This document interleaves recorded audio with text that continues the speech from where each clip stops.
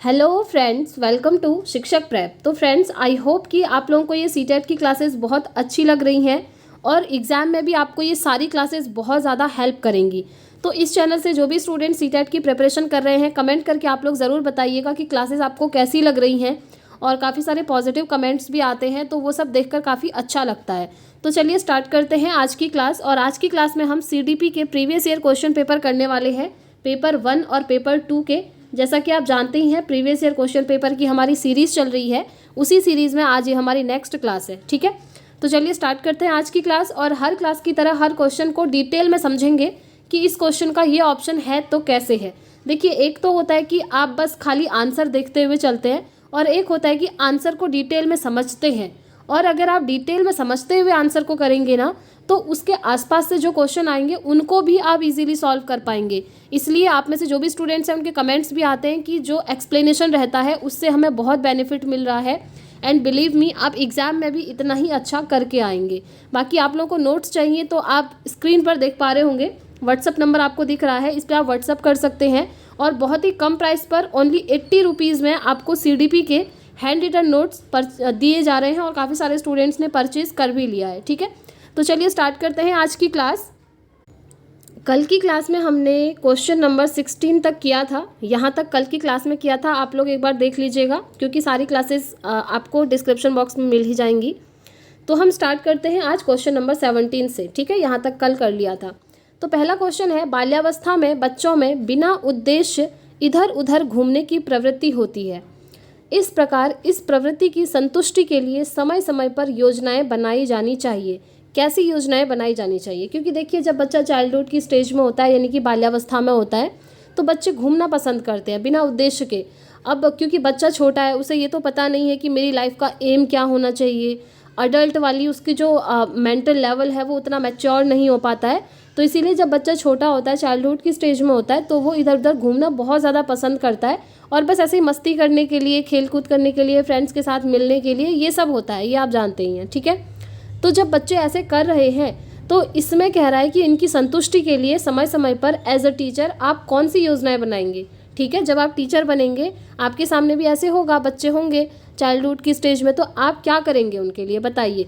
देखिए, ऑप्शन आपको सभी सही लगेंगे, मैं आपको बता दूं, लेकिन जो मोस्ट अप्रोप्रिएट होगा ना, वो इसका आंसर होगा। ठीक है, अब पहला ऑप्शन है, स्थानीय भ्रमण की योजनाएं बनाएंगे। जी हाँ, ये तो बिल्कुल सही लग रहा है। आप टाइम टाइम पर उनको स्थानीय भ्रमण यानी कि फील्ड ट्रिप के लिए ले जाएंगे, यानी कि घुमाने के लिए ले जाएंगे। और घुमाने वाली जगह कैसी होनी चाहिए? एजुकेशन के पर्पज़ से आप ले जाएंगे, यानी कि वहाँ पर कुछ ना कुछ बच्चों को सीखने को भी मिले।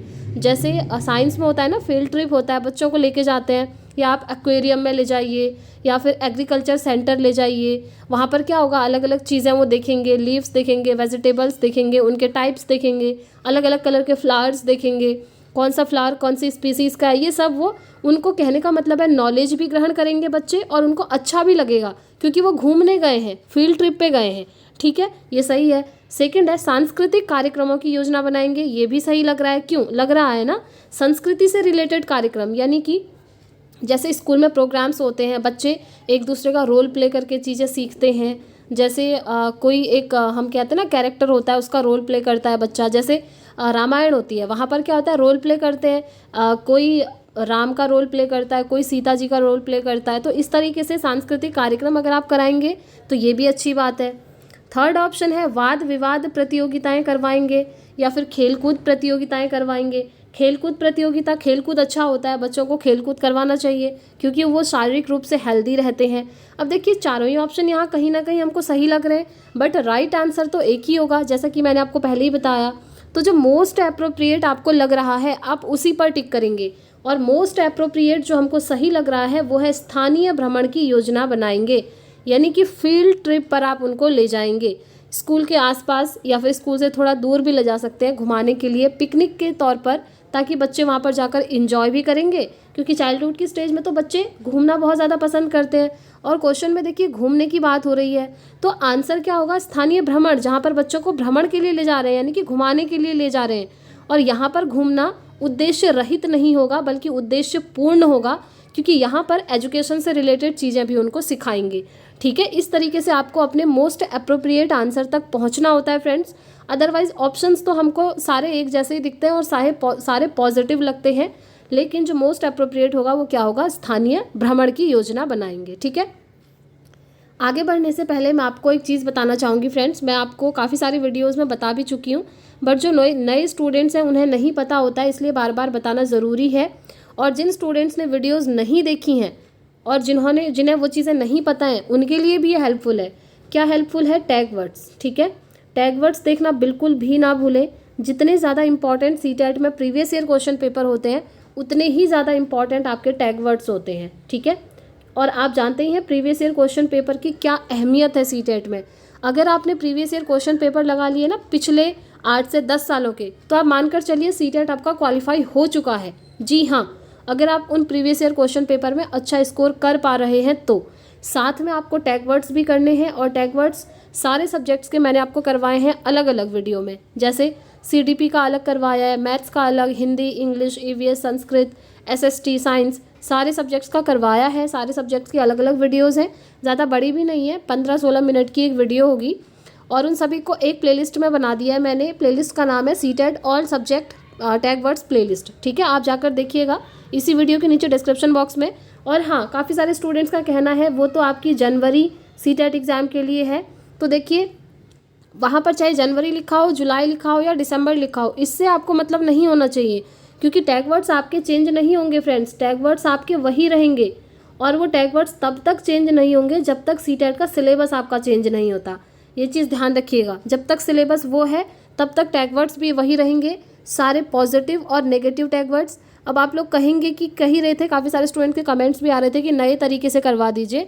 तो देखिए फ्रेंड्स, करवाने को तो मैं करवा दूँ, लेकिन टैग वर्ड्स वही रहेंगे, टैग वर्ड्स चेंज नहीं होंगे। हाँ, हो सकता है एक्सप्लेनेशन में थोड़ा और डीपली करवा दूँ, वो अलग चीज़ है। वैसे उन वीडियोज़ में भी मैंने उतना ही एक्सप्लेनेशन करवाया है, आपको ईजिली समझ में आ भी जाएगा। काफ़ी सारे स्टूडेंट्स के पॉजिटिव रिस्पॉन्स भी आ रहे थे कि वो जो हम टैग वर्ड्स देख रहे हैं पॉजिटिव और नेगेटिव, उनको देखने के बाद हम प्रीवियस ईयर क्वेश्चन पेपर में बहुत अच्छा स्कोर कर पा रहे हैं। तो आप लोग भी ज़रूर एक बार चेकआउट कीजिएगा, बिलीव मी, क्योंकि ये स्ट्रेटेजी मैंने खुद भी फॉलो करी थी और मेरे दोनों पेपर क्वालिफाई हुए हैं, वो भी काफ़ी अच्छे मार्क्स के साथ। ठीक है, बाकी आपको स्ट्रेटेजी क्या यूज़ करनी है, पूरी स्ट्रेटेजी आज की मॉर्निंग वाली वीडियोज़ आप देख लीजिएगा फ्रेंड्स। काफ़ी सारे स्टूडेंट्स ने देखी भी थी, एक बार आप मॉर्निंग वाली वीडियोस देखिएगा, वहाँ पर मैंने आपको पूरी स्ट्रेटेजी बताई है कि आप लोगों को कहाँ से किस तरीके से पढ़ना है। ठीक है, क्योंकि काफ़ी सारे स्टूडेंट्स बहुत एक्स्ट्रा चीज़ें भी पढ़ देते हैं, तो वो चीज़ें आपको नहीं करनी है। तो ठीक है, ये मैंने आपको बता दिया। चलिए हम नेक्स्ट क्वेश्चन पे चलते हैं अपने। देखिए, आप लोगों के कमेंट्स आते हैं तो रिस्पॉन्स करना भी ज़रूरी होता है, क्योंकि अलग अलग कमेंट्स आते हैं, सभी को सेपरेटली रिप्लाई कर पाना थोड़ा सा मुश्किल हो जाता है, फिर भी मैं कर देती हूँ जितना हो पाता है। और अभी ये क्वेश्चन बहुत सारे स्टूडेंट्स का था, तो मैंने सभी को वीडियो में बता दिया है। नेक्स्ट क्वेश्चन पे चलते हैं फ्रेंड्स। स्पीयरमैन का बुद्धि संबंधी सिद्धांत सामान्यतया किस नाम से जाना जाता है। देखिए, बुद्धि से रिलेटेड क्वेश्चन हमेशा सीटेट में बनता है, मैंने आपको बोला है। कुछ चैप्टर्स ऐसे हैं जो आपको एज इट इज़ याद करने पड़ेंगे, जैसे पियाजे है, वाइगॉत्स्की है, आपका बुद्धि चैप्टर है, इनसे हमेशा क्वेश्चन बनना है। ठीक है, तो स्पीयरमैन का जो बुद्धि का सिद्धांत था वो किस नाम से था सिद्धांत, सिंपली ये पूछा है, और ये बहुत ही ईजी है, मैंने आपको करवाया भी है थ्योरी की क्लासेस में भी। द्विकारक सिद्धांत, ठीक है, बाई फैक्टर थियरी। क्या कहा मैंने, द्विकारक सिद्धांत यानी कि बाई फैक्टर थियरी, ये किसकी है, ये है स्पीयरमैन की। ये क्या कहते हैं, बुद्धि के 2 फैक्टर होते हैं, यानी कि 2 कारक होते हैं, कहते हैं कौन कौन से कारक, एक आपका जी कारक और एक आपका एस कारक। अब आप कहेंगे जी और एस क्या है, ये कहते हैं कि एक तो जनरल इंटेलिजेंस होती है, यानी कि सामान्य बुद्धि होती है, और एक स्पेसिफिक बुद्धि होती है, यानी कि एक विशिष्ट बुद्धि होती है। अब ये किस तरीके की होती है थोड़ा मैं आपको एक्सप्लेन भी कर देती हूँ, क्योंकि काफ़ी बार ये जो इस सीरीज़ को जो लोग कंटिन्यूसली देख रहे हैं उन्होंने देखा होगा, काफ़ी बार ये भी क्वेश्चन बना है कि सामान्य बुद्धि की बात निम्नलिखित में से कौन करते हैं। आपको ऑप्शन में स्पीयरमैन का भी नाम दिखेगा, या फिर आपसे पूछ लेगा कि सामान्य बुद्धि और विशिष्ट बुद्धि की बात कौन करता है, तो आप कहेंगे स्पीयरमैन करते हैं। अब ये होते क्या है, स्पीयरमैन कहते हैं कि हर व्यक्ति के पास जनरल बुद्धि तो होती ही है, लेकिन स्पेसिफिक बुद्धि सभी के पास अलग अलग होती है। जैसे ये कहते हैं कि दुनिया में जितने व्यक्ति हैं सभी को गाना आता है, सभी को डांस करना भी आता है। ठीक है, जैसे आपको अभी डांस करने को कह दिया जाए, आप कर देंगे, उससे मतलब नहीं है कि आप कैसा परफॉर्म कर रहे हैं, आपको डांस करना आता है या नहीं आता है, लेकिन आप कर सकते हैं, एबिलिटी है ना। और ऐसे ही हर व्यक्ति गाना गा सकता है, चाहे वो सुरीला हो या फिर ना हो, आपको पसंद आ रहा हो या ना आ रहा हो, गा तो हर कोई सकता है। ऐसे ही हर कोई क्रिकेट भी खेल सकता है, भले ही वो पहली बॉल में ही आउट हो जाए, वो चीज़ अलग है। लेकिन दुनिया में हर व्यक्ति हर काम कर सकता है, उसको स्पीयरमैन ने कहा ये एक सामान्य बुद्धि है जो सभी व्यक्तियों में समान रूप से पाई जाती है। लेकिन इन्होंने कहा हर व्यक्ति में कुछ ना कुछ एक स्पेसिफिक इंटेलिजेंस होती है, यानी कि विशिष्ट बुद्धि होती है जो उस व्यक्ति को अन्य व्यक्तियों से अलग बनाती है। जैसे मैंने आपको कहा गाना हर कोई गा सकता है, लेकिन गाने के फील्ड में लता मंगेशकर का आप देखेंगे रिकॉर्ड, वो जो है वो किसी और का आपको नहीं मिलेगा। यानी कि जितनी भी गायिकाएं हैं उनमें कहा इन्होंने कि विशिष्ट बुद्धि होगी। ऐसे ही हर फील्ड में हर किसी के अंदर कुछ ना कुछ स्पेसिफिक इंटेलिजेंस होगी। जैसे सचिन तेंदुलकर हैं, उनके अंदर क्या है, क्रिकेट को लेकर, ठीक है, वो वाली बुद्धि उनके अंदर है। तो क्रिकेट में क्या है, वो मास्टरी हासिल किए हुए हैं। अब क्रिकेट तो हम भी खेलते हैं, लेकिन ये तो नहीं हो सकता कि हम उनकी तरह परफॉर्म कर पाए, नहीं कर सकते, है ना। तो उनको वो चीज़ एक यूनिक पर्सन बनाती है। जैसे ऐसे काफ़ी सारे एग्जाम्पल्स हैं, जैसे कुमार विश्वास को ले लीजिए, पोइट्री से रिलेटेड है। तो हर कोई किसी ना किसी चीज़ के लिए फेमस होता है। जैसे आप एक्टर्स एक्ट्रेस उनको देख लीजिए, जैसे टीचर्स हैं उनको देख लीजिए, यानी कि हर कोई दुनिया में एक यूनिक एबिलिटी रखता है। इसको इन्होंने कहा विशिष्ट बुद्धि, यानी कि स्पेसिफिक इंटेलिजेंस, ठीक है। जैसे आप में से काफ़ी सारे स्टूडेंट्स ऐसे होंगे जो अलग अलग सब्जेक्ट में मास्टरी हासिल किए होंगे, यानी कि बहुत ही अच्छे होंगे। जैसे किसी का मैथ सब्जेक्ट बहुत अच्छा होगा, अब ज़रूरी नहीं है सभी का मैथ्स उतना ही अच्छा हो। जैसे गणितज्ञ ले लीजिए, है ना। तो इस तरीके के जो एग्जाम्पल हैं, इन्होंने कहा कि वो विशिष्ट बुद्धि होती है और हर किसी में अलग अलग पाई जाती है। ठीक हो गया, आई होप आप लोग समझ गए होंगे। अब यहीं पर आपसे पूछ दे कि जो बुद्धि का एक तत्व सिद्धांत है, द्वितत्व की जगह एक तत्व सिद्धांत, वो किसने दिया था, वो दिया था बिने ने। नाम याद रखिएगा, बुद्धि का एक तत्व सिद्धांत दिया था बिने ने, और उन्होंने सिर्फ जी कारक की बात करी थी, लेकिन द्वितत्व सिद्धांत दिया था स्पीयरमैन ने।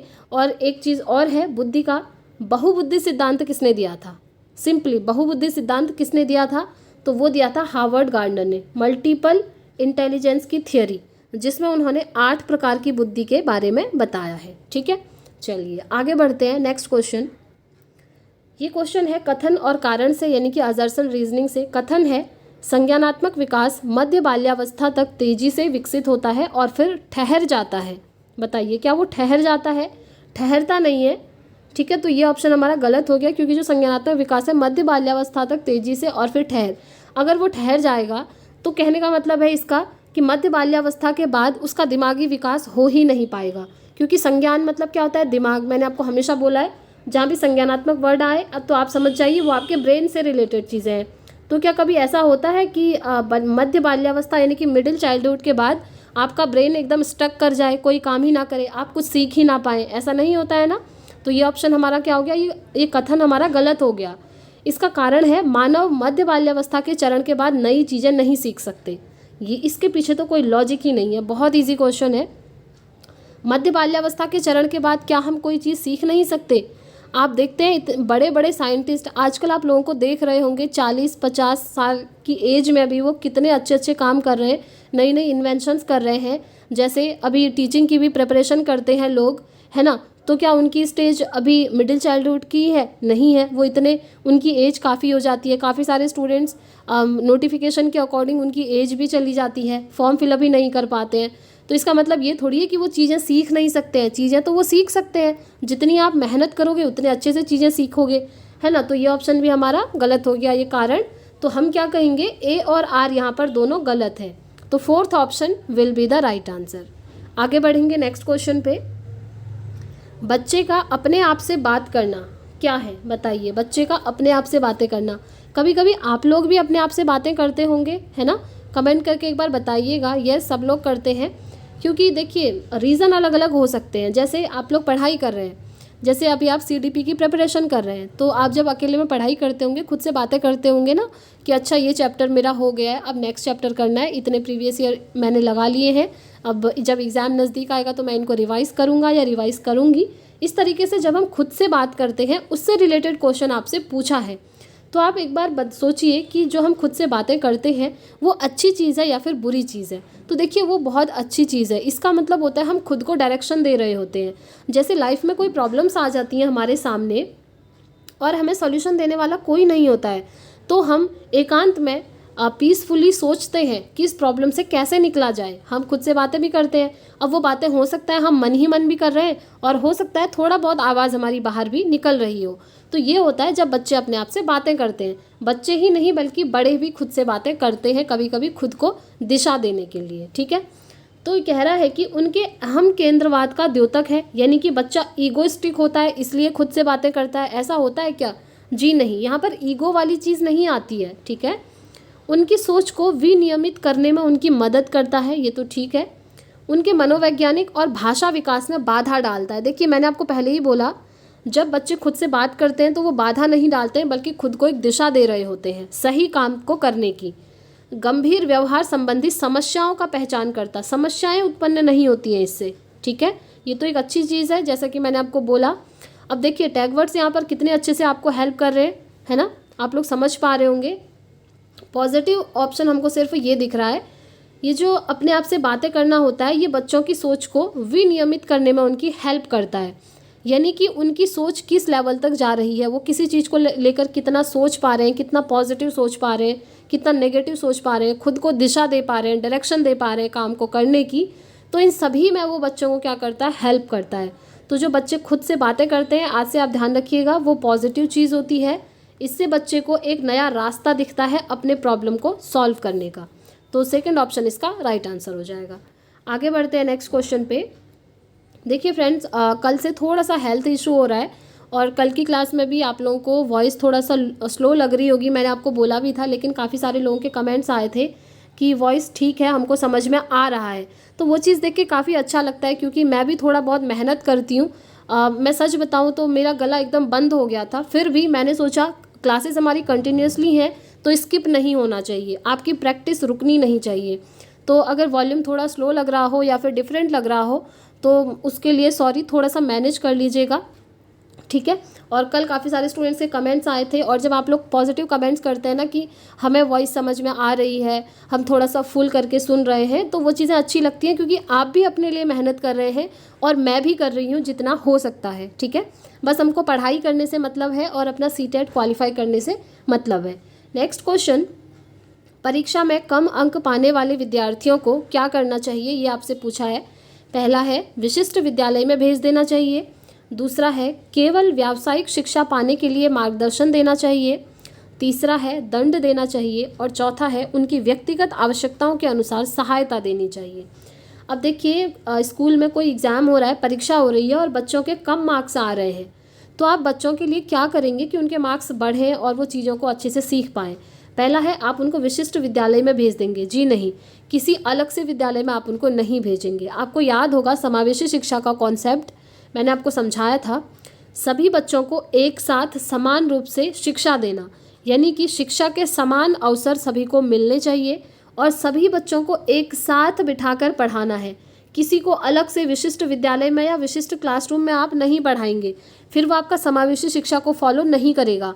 और जो हमारा सीटेट का पूरा सिलेबस है वो समावेशी शिक्षा पर ही आधारित है, इस चीज़ को ध्यान रखिएगा। समावेशी शिक्षा यानी कि इंक्लूसिव एजुकेशन, जहाँ पर हर एक बैकग्राउंड के बच्चे आते हैं, हर किसी की संस्कृति अलग हो सकती है, हर किसी की मदर टंग अलग हो सकती है, हर किसी की एबिलिटी अलग हो सकती है ना, हर किसी का फाइनेंशियल लेवल अलग हो सकता है।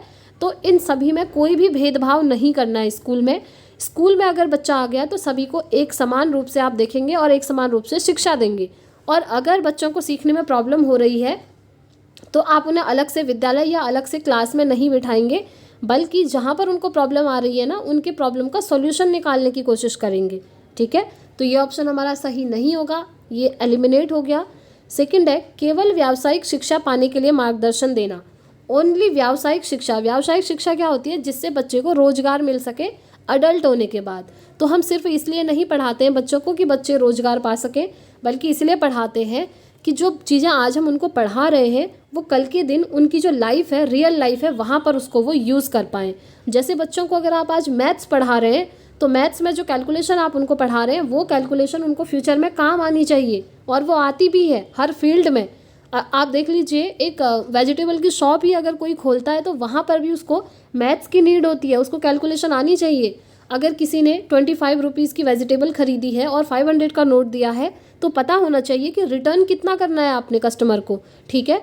लेकिन शिक्षा का उद्देश्य सिर्फ ये नहीं होता, क्योंकि यहाँ पर केवल लिख दिया, देखिए केवल ये नहीं होता कि आप बच्चे को रोजगार दिलाएंगे यानी कि व्यावसायिक शिक्षा देंगे, बल्कि उनको इस तरीके से पढ़ाना है कि वो आने वाले लाइफ में उसको यूज़ कर पाएँ।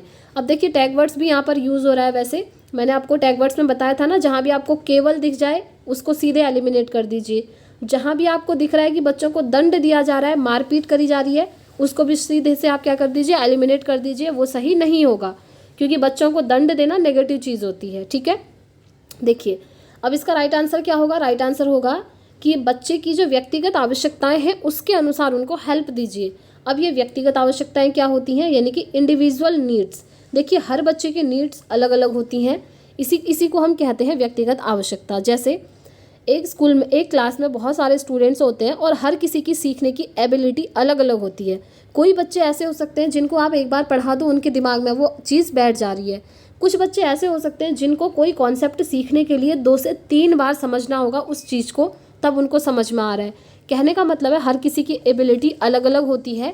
तो जिन बच्चों के मार्क्स कम आ रहे हैं, आप देखिए कि उनको किस चीज़ की आवश्यकता है, उनको कहाँ पर चीज़ें समझ में नहीं आ रही हैं, और उसके बाद उनको इंडिविजुअली हेल्प दीजिए, यानी कि व्यक्तिगत तौर पर अलग से उनको हेल्प दीजिए। सभी बच्चों के साथ ना पढ़ाते हुए उनको उस चीज़ के बारे में अलग से बताइए जो उनको समझ में नहीं आ रही है, ठीक है। तो ये चीज़ आपने करनी है, बच्चों की हेल्प करनी है ताकि बच्चों में सुधार आ पाए, ना कि उन्हें आप दंड देंगे। ये चीज़ें कभी नहीं करनी है। तो 4th ऑप्शन इसका राइट आंसर हो जाएगा। आगे बढ़ते हैं, नेक्स्ट क्वेश्चन पे चलेंगे। रीता कक्षा 4th की विद्यार्थी गणित में अच्छे अंक प्राप्त नहीं कर रही है, हालांकि अन्य विषयों में उसकी उपलब्धि अच्छी है। इसका संभावित कारण क्या हो सकता है, बताइए। मैथ्स में अच्छा नहीं कर पा रही है लेकिन अदर सब्जेक्ट्स में वो अच्छा कर पा रही है, रीज़न क्या होगा। लड़कियां गणित में कमज़ोर होती हैं, बिल्कुल भी नहीं। इसके पीछे कोई लॉजिक नहीं होता है कि लड़कियां कमज़ोर हैं और लड़के स्ट्रांग होते हैं। जिस तरीके से वो सारे सब्जेक्ट में अच्छी उपलब्धि हासिल कर पा रही है, उसी तरीके से मैथ्स में भी कर सकती है। मैथ्स कुछ अलग सा थोड़ी है।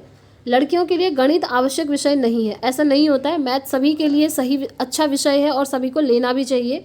अगर आप ऐसी चीज़ें कर रहे हैं, ये सोच रहे हैं एज अ टीचर कि लड़कियां मैथ्स में कमज़ोर होती हैं, तो आप क्या कर रहे हैं, जेंडर भेदभाव कर रहे हैं, यानी कि लड़के और लड़कियों में भेदभाव कर रहे हैं। और ऐसा कभी नहीं होता है कि लड़कियां इसमें वीक हैं इसमें स्ट्रांग हैं, लड़के इसमें स्ट्रांग है इसमें वीक है, ऐसा कुछ नहीं होता है, ठीक है। जैसा आप बच्चों को ज्ञान देंगे वो वैसा सीखेंगे।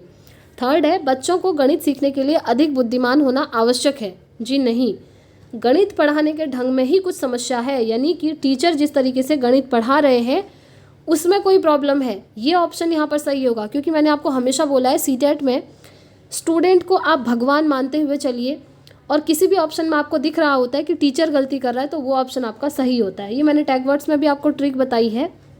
बच्चे कभी गलत नहीं होते हैं, गलत या तो स्कूल की व्यवस्था होती है या फिर टीचर के पढ़ाने का तरीका गलत हो सकता है, जो कि यहाँ पर आपको दिख रहा है।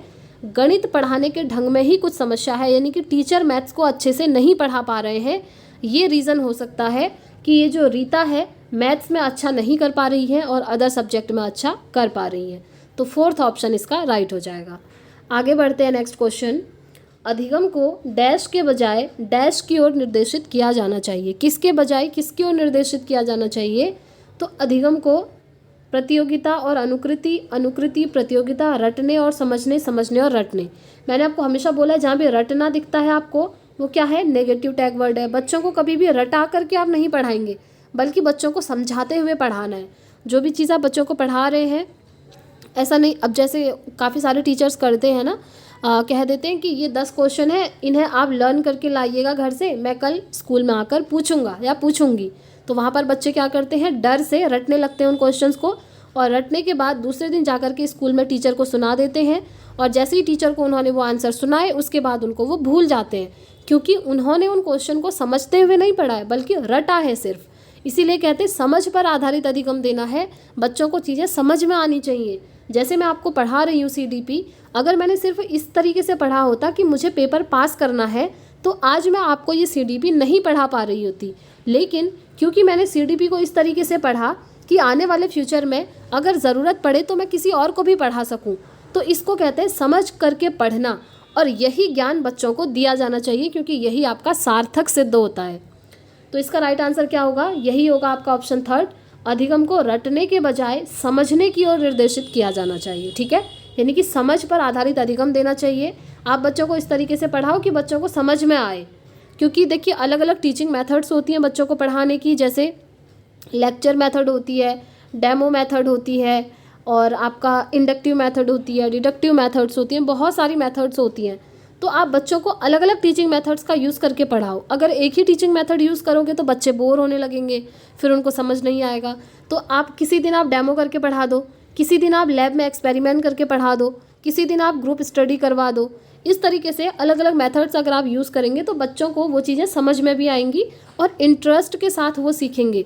और जहाँ पर बच्चों को इंटरेस्ट आ रहा है, पढ़ने में रुचि उत्पन्न हो रही है, दैट मीन्स वो चीज़ें बच्चों को समझ में आ रही हैं। ठीक है, तो third option will be the right answer. आगे बढ़ेंगे नेक्स्ट क्वेश्चन पे।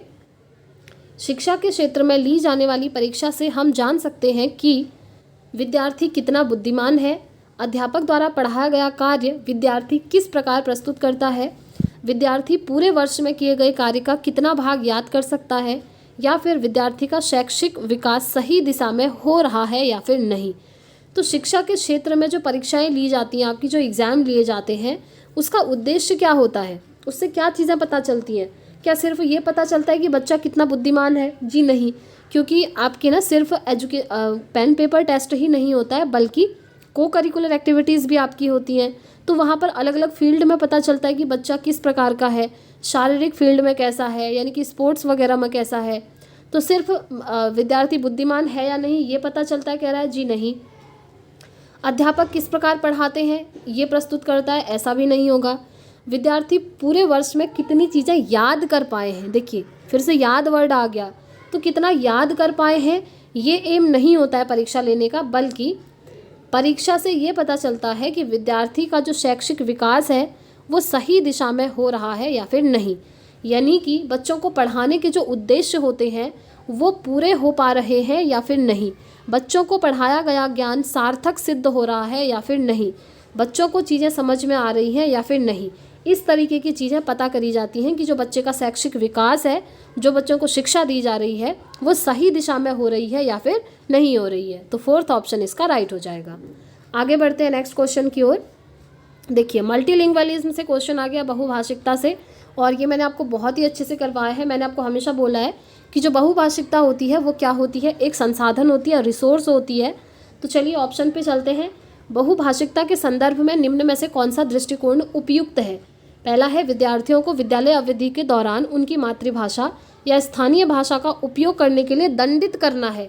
बिल्कुल भी दंडित नहीं करना है, बल्कि उनको अपनी मातृभाषा का उपयोग करने देना है। ठीक है, स्कूलों को केवल, देखिए केवल भी आ गया, वैसे भी ये बाहर हो गया, केवल उन्हीं विद्यार्थियों को प्रवेश देना चाहिए जिनकी मातृभाषा निर्देश की भाषा के समान है। बिल्कुल नहीं, आप सिर्फ ऐसे चूज़ नहीं कर सकते कि किसी बच्चे की लैंग्वेज ये है तो आप उसको पढ़ाएंगे, किसी की दूसरी लैंग्वेज है तो आप उसको नहीं पढ़ाएंगे। India is a multilingual country, आप जानते हैं ना, तो यहाँ पर अलग अलग लैंग्वेज वाले लोग रहते हैं, तो आपको सभी की लैंग्वेज को सम्मान देना है, सभी भाषाओं को एक्सेप्ट करना है और सम्मान देना है, ना कि आप किसी को ये बोलेंगे कि आपको ये भाषा नहीं आती, आप स्कूल मत आओ, ऐसी चीज़ें नहीं करनी है। अब ये जो मैं अंडरलाइन कर रही हूँ ये है टैग वर्ड्स। ठीक है, वैसे तो मैं आपको एक्सप्लेन कर रही हूँ, आपको वैसे भी समझ में आ रहा है, लेकिन टैग वर्ड्स आपका काम और इजी कर देते हैं। टैग वर्ड्स वाली वीडियोस मैंने आपको इसीलिए बोला है क्योंकि वहाँ पर मैंने आपको समझाया है, कुछ टैग वर्ड्स आपको वहाँ पर याद करने होंगे और समझने होंगे, जैसे दंडित, केवल, सिर्फ, यही, ये वर्ड जो होते हैं, ऐसे बहुत सारे वर्ड हैं जो नेगेटिव होते हैं और ऐसे ऑप्शन आपके कभी सही नहीं होते हैं। और जब मैं आपको एक्सप्लेन कर रही हूँ तब भी आप देख रहे हैं कि ये आपके सही नहीं हो रहे हैं। ठीक है, तो टैग वर्ड्स वाली वीडियो ज़रूर देख लीजिएगा, लिंक आपको डिस्क्रिप्शन में मिल जाएगा फ्रेंड्स। थर्ड ऑप्शन है शिक्षक को सभी भाषाओं का सम्मान करना चाहिए। देखिए यहाँ पर आ गया जो कि मैंने आपको बताया, और कक्षा में एक ऐसा वातावरण स्थापित करना है जो सभी विद्यार्थियों के समावेशन को बढ़ावा दे, यानी कि सभी प्रकार की भाषाएं। देखिए क्लासरूम में अलग अलग बैकग्राउंड से बच्चे आते हैं, किसी की हिंदी भाषा हो सकती है, कोई कन्नड़ में बोल सकता है, कोई बंगाली बोल रहा है, कोई मलयालम बोल रहा है, कोई इंग्लिश में बात कर रहा है। तो हर किसी की भाषा को सम्मान देना है और उन सभी भाषाओं को समावेश करना है स्कूल में। इससे क्या होगा, जिन बच्चों को जो लैंग्वेज बोलनी आती है वो दूसरी लैंग्वेज बोलना सीख सकते हैं। जैसे एक बच्चा हिंदी बोलना अच्छे से जानता है और एक बच्चा कन्नड़ बोलना बहुत अच्छे से जानता है, तो जिस बच्चे को हिंदी नहीं आती वो हिंदी अच्छे से सीख सकता है, जिस बच्चे को कन्नड़ नहीं आती है वो कन्नड़ सीख सकता है एक दूसरे से, है ना। तो इस चीज़ को क्या करना है, यहाँ पर समावेश करना है और सभी की भाषाओं को सम्मान देना है स्कूल में। तो इसका ये यहाँ पर राइट आंसर हो जाएगा। फोर्थ है, शिक्षकों को कक्षा में उन बच्चों की उपेक्षा करनी है, यानी कि आप उनको इग्नोर करेंगे, शर्मसार करेंगे जो अपनी मातृभाषा का उपयोग कर रहे हैं, बिल्कुल भी नहीं। देखिए कितनी नेगेटिव चीज़ है। तो हमको क्या करना है, सम्मान देना है हर किसी की भाषा को। कभी भी मजाक नहीं उड़ानी है कि इसको ये वाली लैंग्वेज बोलनी नहीं आती है। जब आप टीचर बन जाएंगे ना तब भी ये चीज़ें नहीं करनी है, ठीक है। तो सभी की जो लैंग्वेजेस हैं उनको सम्मान देना है। आगे बढ़ेंगे नेक्स्ट क्वेश्चन पे। गद्यात्मक मूल्यांकन क्या समझने में मदद करता है। पहला है बच्चे का बौद्धिक स्तर, सिर्फ बौद्धिक स्तर नहीं, समकक्षों की तुलना में छात्र का संबंधित पद, बच्चा सामान्य विद्यालय में पढ़ने के योग्य है या फिर नहीं। ये सब बाहर हो जाएंगे। राइट आंसर होगा जो आपका गद्यात्मक मूल्यांकन है वो समझने में मदद करता है बच्चे की विशिष्ट अधिगम आवश्यकताएं। क्योंकि देखिए मूल्यांकन का उद्देश्य होता है ये पता करना कि बच्चों को जो हम पढ़ा रहे हैं उनको समझ में आ रहा है फिर या फिर नहीं आ रहा है, और अगर उनको समझ में नहीं आ रहा है तो क्यों नहीं आ रहा है, उसके पीछे के रीज़न ढूंढना, और उनको क्या आवश्यकताएं हैं, किस चीज़ की आवश्यकता है उनको, जिससे कि उनको चीज़ें समझ में आएंगी, इसका पता करना। तो बच्चे की विशिष्ट अधिगम आवश्यकताओं का पता लगाया जाता है ताकि बच्चे को जो भी प्रॉब्लम हो रही है उसको दूर किया जा सके, ठीक है, और बच्चों को चीज़ें अच्छे से समझा पाएँ। तो इसका राइट आंसर ऑप्शन थर्ड हो जाएगा। आगे बढ़ते हैं नेक्स्ट क्वेश्चन पे। वे बच्चे जो कि अक्सर अपने अभिभावकों को मानकीय जेंडर रेखाओं को पार करते हुए देखते हैं, जैसे कि माता को उपकरण ठीक करते हुए और पिता को बच्चों की देखभाल करते हुए, उनके संदर्भ में आप क्या कहेंगे। पहला है कम संभावना है कि वे जेंडर रूढ़ियों का अनुसरण करेंगे, अधिक संभावना है कि वो जेंडर पृथक्करण का पालन करेंगे, जी नहीं। अधिक संभावना है कि वे जेंडर रूढ़ियों का पालन करेंगे, बिल्कुल भी नहीं। जेंडर रूढ़ियों का पालन तो तब करते जब यहाँ पर जस्ट रिवर्स होता कि माता बच्चों की देखभाल कर रही है और पिता उपकरण ठीक कर रहे हैं, तब होता रूढ़ी का पालन। उन रूढ़ियों का जो पुराने ज़माने से चली आ रही है, जहाँ पर कहा जाता था माता सिर्फ बच्चों को पालेंगी और जो जेंट्स हैं यानी कि बॉयज़ हैं वो बाहर जाकर काम करेंगे, वो वाली रूढ़ियों को ये तब बढ़ावा देता, लेकिन अभी नहीं दे रहा है क्योंकि यहाँ पर ये क्वेश्चन थोड़ा सा घुमा करके है। कम संभावना है कि वे समाज में प्रचलित जेंडर मानदंडों के विरुद्ध होंगे।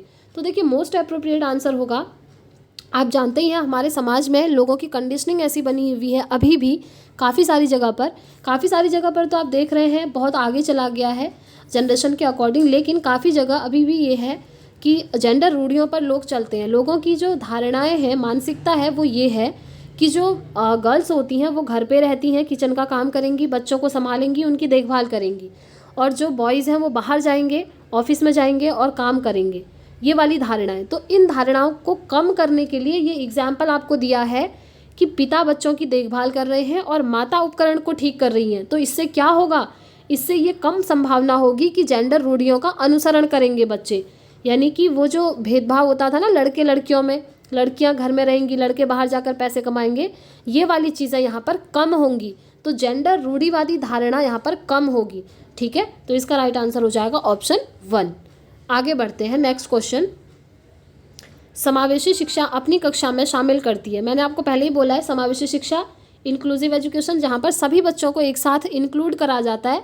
यहाँ पर किसी के लिए भी भेदभाव नहीं करा जाता है, चाहे वो बच्चे कैसे ही हो, चाहे उनकी एबिलिटी कैसी हो, चाहे उनका IQ लेवल कैसा हो, चाहे उनकी संस्कृति कैसी हो, यानी कि स्कूल से बाहर वो कुछ भी हो, या फिर उनको कोई अधिगम अक्षमता है, चाहे बच्चे अपंग हैं, चाहे बच्चे नेत्रहीन हैं, चाहे सामान्य बच्चे हैं, चाहे विशिष्ट बच्चे हैं, चाहे प्रतिभाशाली बच्चे हैं, चाहे सृजनात्मक बच्चे हैं, इन सभी को एक साथ मिलाकर पढ़ाना ही हमारा समावेशी शिक्षा का कॉन्सेप्ट है, जहाँ पर बच्चों में बिल्कुल भी भेदभाव नहीं करना है, चाहे कुछ भी हो।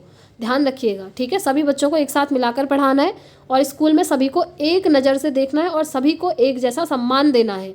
तो इसका राइट आंसर ऑप्शन 4 हो जाएगा। आगे बढ़ते हैं और आज का हमारा सेकंड लास्ट क्वेश्चन है, एक ऐसा बालक जिसकी माता का देहांत हो चुका है, उसको पढ़ाते समय शिक्षक को क्या करना चाहिए। देखिए बहुत ही सेंसिटिव क्वेश्चन है। पहला है उस बालक को गृह कार्य ना दें, ऐसा नहीं करेंगे। उस बालक के प्रति भिन्न व्यवहार, जी नहीं। अगर आप अलग व्यवहार करेंगे तो बच्चे को बुरा लगेगा, बच्चे को खुद ही बुरा लगेगा और दूसरे दिन से वो सोचेगा कि मुझे स्कूल में नहीं जाना चाहिए, अब टीचर मेरे साथ अलग बिहेवियर कर रहे हैं। ऐसा आपने कभी नहीं करना है, ठीक है। और देखिए उस बालक की शिक्षा व्यवस्था अलग कर देंगे, ऐसा भी नहीं करना है, बल्कि सभी बच्चों के साथ समान व्यवहार से पढ़ाना है। इस तथ्य को अनदेखा करके अन्य बालकों की तरह समान व्यवहार करें। जी हाँ, अगर कभी ऐसा होता भी है ना आपके साथ भी लाइफ में, आई विश कि ऐसा कभी किसी के साथ ना हो, लेकिन अगर होता है तो आपको क्या करना है, उन बच्चों को अलग से ट्रीट नहीं करना है, अलग से कुछ ऐसी सिंपैथी वाली चीज़ें नहीं करनी है, बल्कि सभी बच्चों के साथ समान रूप से उनको पढ़ाना है और एक जैसा व्यवहार करना है सभी बच्चों के साथ। उनके साथ आप अलग से कोई व्यवहार ना करें, ये चीज़ ध्यान रखिएगा। अदरवाइज़ बच्चों को ऑड फील होने लगता है, बच्चों को बुरा लग सकता है ना। तो थर्ड ऑप्शन यहाँ पर राइट हो जाएगा। आगे बढ़ते हैं, नेक्स्ट क्वेश्चन। सृजनात्मक कार्य के लिए बुद्धि का एक न्यूनतम स्तर आवश्यक है, इस कथन की व्याख्या करता है। अब ये आपको ध्यान रखना होगा, इस कथन की व्याख्या करता है देहली मॉडल। तो ऑप्शन 1 इसका राइट आंसर हो जाएगा। तो फ्रेंड्स, आज की क्लास के सारे क्वेश्चंस हमारे यहाँ पर कंप्लीट होते हैं। आई होप आपको वीडियो पसंद आई होगी। क्लास पसंद आई है तो प्लीज़ वीडियो को लाइक एंड शेयर करके जाइएगा और कमेंट करके बताइएगा आपने कितना स्कोर किया। और आज की वीडियो में इतना ही रखते हैं। आप मेरी अदर क्लासेस भी ज्वाइन कर सकते हैं, जहाँ पर हम अदर क्लासेस भी कर रहे हैं, और नोट्स के लिए आप व्हाट्सअप कर सकते हैं इस नंबर पर। तो इस वीडियो में इतना ही रखते हैं फ्रेंड्स। अब हम मिलेंगे कल नेक्स्ट वीडियो में। Thanks for watching.